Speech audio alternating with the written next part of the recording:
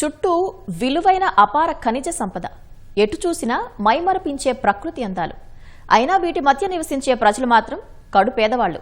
ఇది కాస్త ఆశ్చర్యంగా ఉన్నా పాకిస్తాన్ దొంగచాటుగా ఆక్రమించుకున్న పీఓకేలో పరిస్థితి అచ్చంగా ఇదే.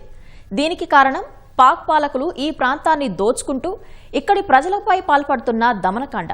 ఈ అణచివేతకు వ్యతిరేకంగా పీఓకే ప్రజలు సుదీర్ఘకాలంగా పోరాటం చేస్తుండగా వారి హక్కులను మరింత హరించేలా ఇటీవల ఓ నిర్ణయం తీసుకున్నారు పాకిస్తాన్ పాలకులు. దీంతో నెల రోజులుగా నిరసనలతో అట్టుడుకుతోంది పీఓకే. ఈ నిరసనలను పాక్ ప్రభుత్వం అమానుషంగా అణచివేస్తూ 100 మందికి పైగా నిరసనకారులను బలి తీసుకుంది. మరి ఈ ఆందోళనలు ఎక్కడికి దారితీసే అవకాశం ఉంది? పాక్ నియంత్రణ నుంచి బయటపడి భారత్తోనే ఉంటామని చెబుతున్న నిరసనకారుల ప్రకటన దేనికి సంకేతం?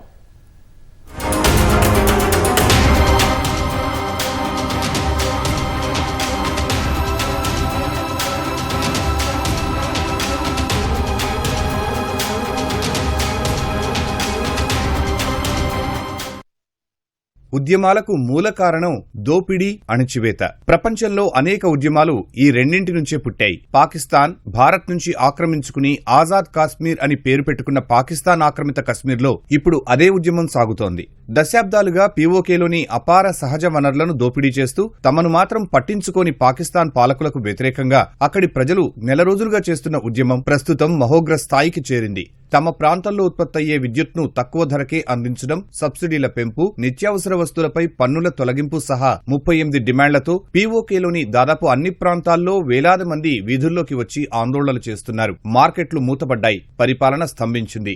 ఈ నిరసనలను పాకిస్తాన్ పాలకులు కర్కశంగా అణచివేస్తున్నారు.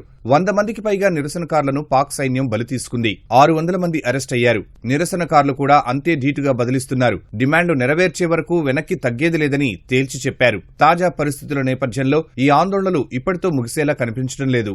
మరింత ఉధృతమయ్యే సూచనలే ఎక్కువగా కనిపిస్తున్నాయి.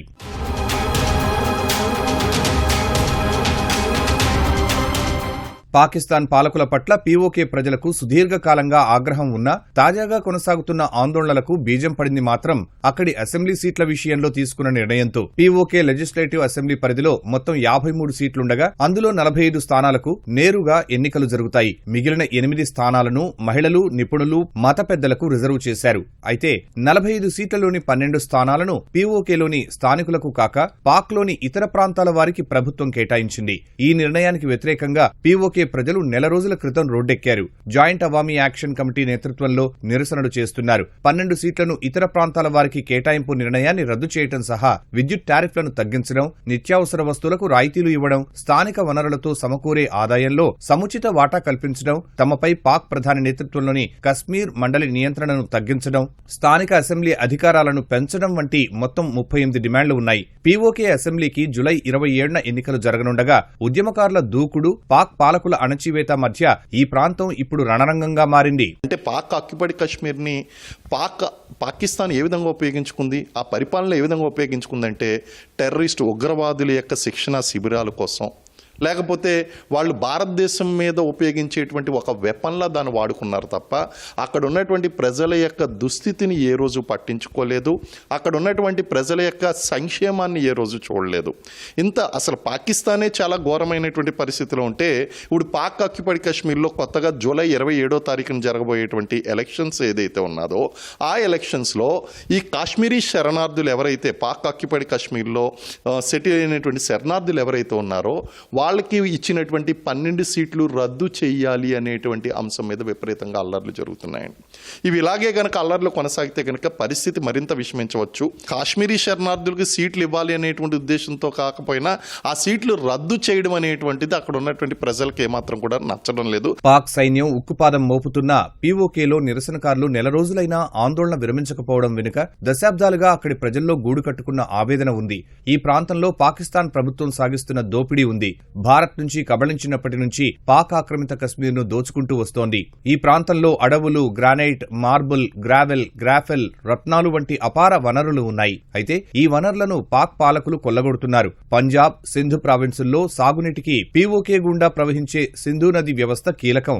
పాకిస్తాన్కు అవసరమైన మొత్తం విద్యుత్లో 10 నుంచి 15% ఇక్కడి జల విద్యుత్ కేంద్రాలే ఉత్పత్తి చేస్తున్నాయి. అయినా పాక్ ప్రభుత్వం పీఓకే అభివృద్ధిని ఏనాడూ పట్టించుకున్న పాపాన పోలేదు. పీఓకే వనరులను తీసుకుంటూ ఇక్కడి ప్రజలకు మాత్రం నయా పైసా వాటా ఇవ్వలేదు. ఇవి రాజకీయ హక్కులు, ప్రజాస్వామ్య హక్కులు, ఆర్థిక నిర్లక్ష్యం మరియు ప్రజల అసంతృప్తి కలయిక.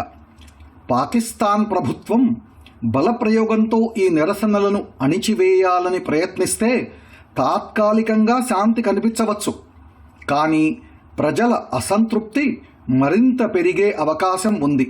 పీఓకేలో దాదాపు 66% మందికి వ్యవసాయం, పశుపోషణే ఆధారం. అయితే పాక్ పాలకుల నిర్వాకం వల్ల వ్యవసాయం అనిశ్చితిలో పడింది. దీంతో ఇక్కడ 57.1% మందికి ఆహార భద్రత కొరవడింది. 29% మంది పోషకాహార లోపంతో బాధపడుతున్నారు. 19.9%గా ఉన్న పాక్ జాతీయ సగటుతో పోల్చితే ఇది చాలా ఎక్కువ. పీఓకేలో 5 ఏళ్లలోపు చిన్నారుల్లో 39% మందిలో ఎదుగుదల సరిగ్గా లేదు. మాతా మరణాల రేటు కూడా ఎక్కువే. మౌలిక సదుపాయాల పరిస్థితి దారుణం. పాక్ ప్రభుత్వ నిర్లక్ష్యం వల్లే పీఓకేలో ఇంతటి దారుణమైన పరిస్థితులు నెలకొన్నాయి. ఈ నిర్లక్ష్యానికి వ్యతిరేకంగానే ప్రజలు నిరసనలకు దిగారు.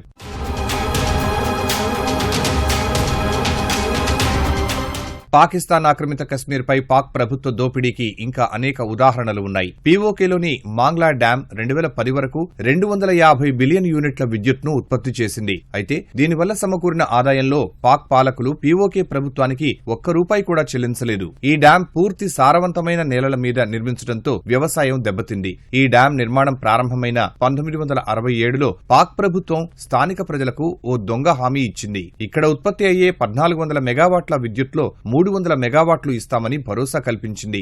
వాస్తవం చూస్తే ఆ హామీని నెరవేర్చకపోగా 1 యూనిట్ కు పంజాబ్ ప్రావిన్స్ లో వసూలు చేసే ఛార్జీ కంటే పీఓకే ప్రజల నుంచే ఎక్కువ లాగుతున్నారు. పైగా విద్యుత్ అవసరాలు తీర్చుకోవడానికి చిన్న చిన్న డ్యాంలు నిర్మించుకుందామన్నా పాక్ ప్రభుత్వం అనుమతించడం లేదు.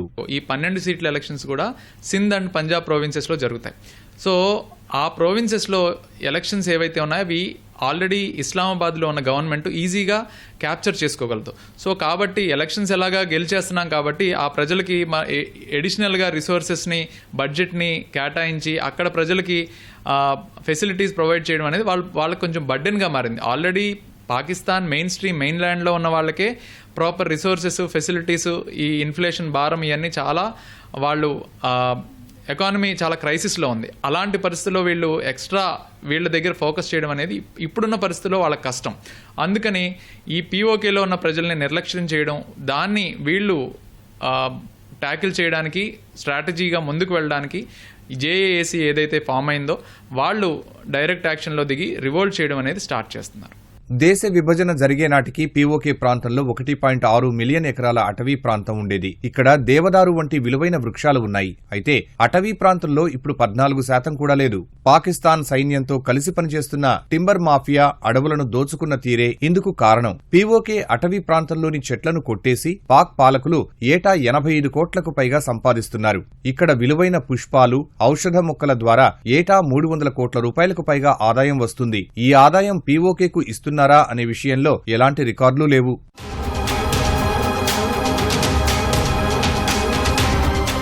పీఓకేపై పాకిస్తాన్ ప్రభుత్వం సాగిస్తున్న దోపిడీ ఏ స్థాయిలో ఉందో ఇప్పటివరకు చెప్పుకున్న లెక్కలే ఉదాహరణ. అయితే ఈ దోపిడీకి వ్యతిరేకంగా పోరాడుతున్న ఇక్కడి ప్రజలు ఎంతవరకు పోరాటం చేస్తారు అన్నది కాస్త సందేహంగా ఉంది. పాక్ ప్రభుత్వం సైన్యం ద్వారా నిరసనలను గట్టిగా అణచివేసే ప్రయత్నం చేయటమే కాదు, అనేక రకాలుగా ఇబ్బంది పెడుతోంది. పీఓకేకు ఆహారం, ఔషధాల సరఫరాను అడ్డుకుంటోంది. ఔషధాలు లేక పీఓకే ప్రజలు తీవ్రంగా ఇబ్బంది పడుతున్నారు. ఇప్పటికే ఆ ప్రాంతంలో అనేక పెట్రోల్, డీజిల్ బంకులు మూతపడ్డాయి. ఒక రకంగా పాకిస్తాన్ ప్రభుత్వం పీఓకేలో మానవతా సంక్షోభం సృష్టిస్తోంది. నిషేధాలు, అరెస్టులు, బాష్పవాయు ప్రయోగాలు, కాల్పులు ఇలా అన్ని రకాల అణచివేత చర్యలకు పాల్పడుతోంది. చర్చల ఊసు కూడా ఎత్తడం లేదు పాక్ ప్రభుత్వం. మరి ఇన్ని నిర్బంధాల మధ్య పీఓకే ప్రజలు తమ ఉద్యమాన్ని కొనసాగిస్తారా లేక వెనక్కి తగ్గుతారా అన్నది తేలాలి. అదే సమయంలో తాము పాక్ పాలనలో కొనసాగలేమని, భారత్లో కలుస్తామని నిరసనకారులు నినదించడం కొత్త చర్చకు తావిస్తోంది. వాస్తవానికి పీఓకేను భారత్లో కలిపేసుకోవడం ఇక్కడి ప్రభుత్వ విధానం. ప్రధాని మోదీ సహా పలువురు కేంద్ర మంత్రులు పీఓకే స్వాధీనం గురించి ఇటీవల కాలంలో అనేకసార్లు ప్రస్తావించారు కూడా. జమ్మూ కశ్మీర్ అసెంబ్లీలో పీఓకేకు 24 సీట్ల కేటాయింపు కూడా ఉంటుంది.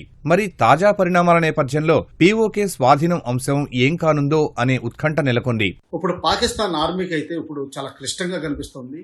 ఎందుకంటే 2019 ఆగస్టులో ఎప్పుడైతే మన పార్లమెంటు జమ్మూ కాశ్మీర్ని 2 భాగాలుగా విభజిస్తూ తర్వాత మొత్తం భారత భూభాగంలో ఆర్టికల్ 370 అండ్ 35A తీసేయడం ద్వారా కలిపివేయడం జరిగిందో అప్పటి నుంచి పాక్ ఆక్రమిత కాశ్మీర్కి చాలా స్పష్టంగా తెలిసి వస్తుంది. అది కేవలం ఆక్రమించబడిన ప్రాంతం, వాళ్ళ పాకిస్తాన్లోని భూభాగం కాదు. ఎప్పుడైతే లాస్ట్ 15 ఇయర్స్లో విపరీతమైన డెవలప్మెంట్ ఇండియాలో ప్రోగ్రెస్ చూసారో పాకిస్తాన్ చిన్న కంట్రీ కింద కనిపిస్తుంది. అందువల్ల అందరికీ వాళ్ళకి తిరిగి ఇండియా వచ్చేయాలని ఉంది. అందుకనే జాయింట్ అవామీ యాక్షన్ కమిటీ ఇండియాని రిక్వెస్ట్ చేస్తుంది కల్పించుకోమని. మెల్లగా వాళ్ళకి వాళ్లే రొట్టు విరిగి నేతిలో పడ్డట్టు పాక్ ఆక్రమిత కాశ్మీర్ భారత్ తోటి కలుస్తుందని ఒక రోజున ఆశిద్దాం. ఎందుకంటే పాకిస్తాన్ శత జయంతి ఉత్సవాలు 2047లో జరుపుకోలేదు, అది నా అభిప్రాయం. బలూచిస్తాన్ వేర్పాటైపోతుంది, టీటీపీ ద్వారా ఖైబర్ పఖ్తూన్వా వేర్పాటైపోతుంది, ఆజాద్ కాశ్మీర్ వేర్పాటైపోతుంది. కొంతవరకు కొన్ని రోజులు సింధ్ ఉండొచ్చు, కానీ 2035 తర్వాత అది కూడా పాకిస్తాన్ నుంచి సెపరేట్ అయిపోయి ఎట్ ద బెస్ట్ పాకిస్తాన్ అన్నది ప్రస్తుతం ఉన్న పాకిస్తాన్ పంజాబ్ ఏరియా కింద మిగిలిపోతుంది. తద్వారా ఏంటంటే ఆ పాకిస్తాన్ పంజాబ్ కూడా ఇండియాలో కలవాలని చూసే ప్రయత్నాలు కనిపిస్తున్నాయి నాకు. పాకిస్తాన్ ఇప్పటికే లెక్కకు మిక్కిలి సమస్యలతో సతమతం అవుతోంది. పాక్ ఆర్థిక స్థితి దారుణంగా ఉంది. అప్పు లేనిదే రోజు గడవని పరిస్థితి. ఇక బలోచిస్తాన్లో వేర్పాటువాద ఉద్యమం సాగుతోంది. వేర్పాటువాదులు తరచూ పాక్ సైన్యం లక్ష్యంగా దాడులు చేస్తున్నారు. ఆఫ్ఘనిస్తాన్ సరిహద్దుల్లో ఉగ్ర సంస్థ తెహ్రీకే తాలిబాన్ పాకిస్తాన్కు, పాక్ సైన్యానికి మధ్య పోరాటం జరుగుతోంది. ఆఫ్ఘన్లోని తాలిబాన్ ప్రభుత్వంతో కూడా పాక్కు కయ్యమే. ఇన్ని సమస్యల మధ్య ఇప్పుడు పీఓకేలో నిరసనలు తారాస్థాయికి చేరాయి. మరి ఈ పరిణామాలను పాకిస్తాన్ ఎలా ఎదుర్కొంటుంది? దాని భవిష్యత్తు ఏమిటి అన్నది ప్రశ్నార్థకంగా మారింది. మొత్తంగా చెప్పాలంటే ఈ పరిస్థితి రావడానికి కారణం కేవలం పాకిస్తాన్ పాలకులు చేసిన పాపాలు, స్వయంకృతాపరాధాలే. ఎవరు చేసిన తప్పునకు వారే శిక్ష అనుభవించాలన్న సూత్రం పాక్ విషయంలో నిజమవుతోంది.